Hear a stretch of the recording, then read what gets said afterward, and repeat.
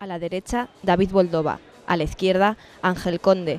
Ambos cocineros se han subido al cuadrilátero del Domo Stadium para ofrecer a los asistentes a la primera velada culinaria Ciudad de Zaragoza los mejores platos elaborados con exquisitos productos de la tierra. Duelo entre amigos y entre fogones.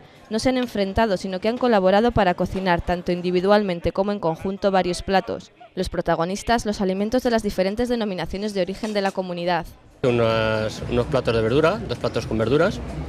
Hay un plato que haremos con espárragos naturales, verduras de primavera y unas setitas y una tempura de huevo. Y luego hay otro plato también de verduras que está muy bien, que es una chilindrón de verduras, cortada a filetito fino, con un crujiente de jamón de Teruel, una especie de 1000 hojas, con lo cual además es un plato muy sencillo de hacer y muy baratito para estos días. Los cocineros han tenido una hora para preparar durante este show culinario en el cuadrilátero 2 platos, un entrante y un principal. Pues lo primero, nos vamos a divertir, vamos a jugar con unos platos que nos han preparado, unos productos sorpresas que no sabemos cuál van a ser, y luego otros productos que nos han adelantado hace muy poquito tiempo.